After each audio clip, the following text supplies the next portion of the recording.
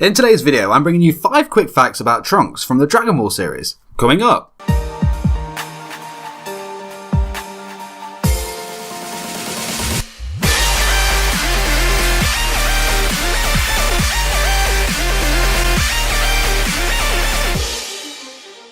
What's up there and welcome to a brand new video on 414 Anime. In today's video, 5 quick facts about Trunks from the Dragon Ball series. And hey, if you're new here, why not join the 414 community by hitting the subscribe button and the notification bell so you don't miss out. And a quick warning, this video may contain spoilers, so if you're not all caught up on the series at least, please come back later. But with that being said, here are the facts.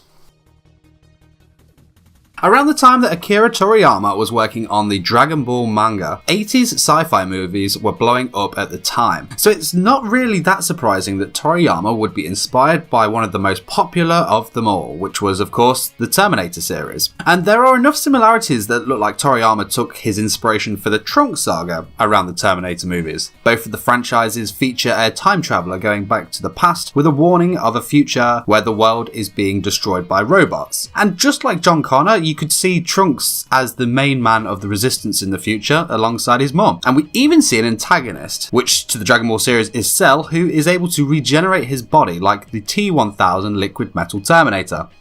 Awesome.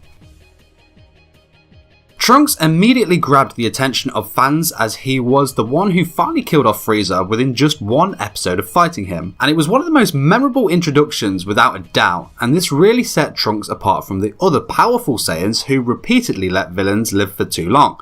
Not naming any names, Goku. But to be fair, it's not just Goku. All of the Saiyans had fault. Goku constantly tries to spare his opponents so they can redeem themselves. Vegeta deliberately allows his opponents to get more powerful so he can test his strength. And Gohan just drags out the fight to punish characters who had been evil. But Trunks was different when dealing with enemies. When Trunks travelled back to the future after the death of Perfect Cell, he encountered the Cell of his timeline looking to steal his time machine and would hunt down the androids in another timeline. Like in his battle with Frieza, Trunks wasted no time in removing his timelines in Perfect Cell. And again he showed this direct approach in Dragon Ball Super, single-handedly killing Deborah and Babidi before they could unleash Majin Buu. This means that Trunks has actually killed all 3 of Dragon Ball Z's major villains on his own, and to top it off, he did it all in a single episode each time.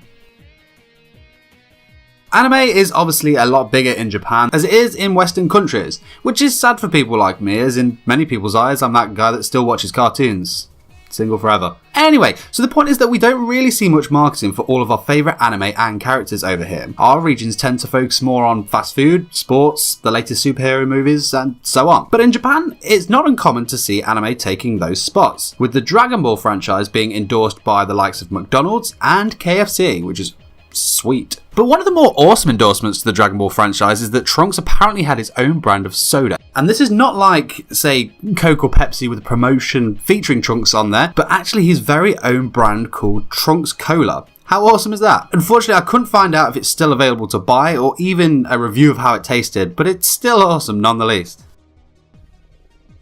The Android Saga brought a lot of really cool things to Dragon Ball Z. The fact that there are alternate timelines on the show that don't affect each other was a really cool touch. More in depth to this was that if someone dies in one of those timelines, that in no way guarantees the death of that same person in another timeline. And this is lucky for Trunks as he could have died before even going back to the past. If you think about it, the whole Cell saga came about because in one timeline, Cell killed a version of Trunks and stole his time machine to go to a timeline where the android still existed for him to absorb. So the version of Cell we are most familiar with in the main timeline actually killed Trunks twice. One in the future to get the time machine, and then again in the main timeline after he became Perfect Cell. But future Trunks also returned the favour and has killed Cell twice. He helped kill the main timeline's Cell while it was still an embryo in Dr. Gero's lab, and again after Perfect Cell was defeated by Gohan. Future Trunks then went back to his own time with the knowledge that the Cell of his time was still alive, as the timelines aren't affected by one's death in another, and that this Cell would be looking to kill him and steal his time machine. This allowed him to kill off Cell a second time and prevent the cycle from repeating itself. So we're even at like 2 apiece.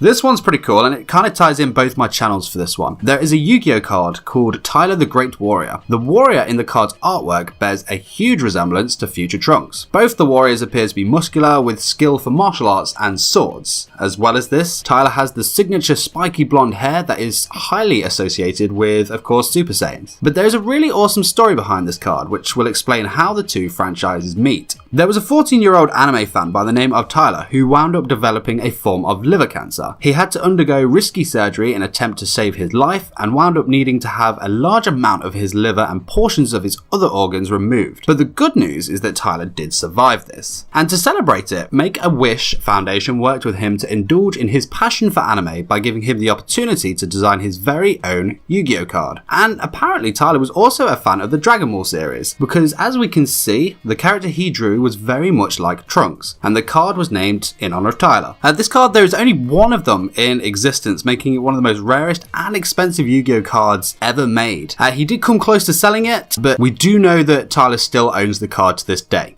But thanks for watching. This was my video, 5 quick facts about Trunks from the Dragon Ball series. If you want more anime fact videos, anime subscription boxes, figure reviews and more, hit that subscribe button right now. If you found value in today's content, hit the like button, share this video with a friend, or leave me a comment in the section below. I'm on social media too, so let's connect over there. But thank you so much for watching. I will see you in the next video. Take care. Lelouch Britannia commands you.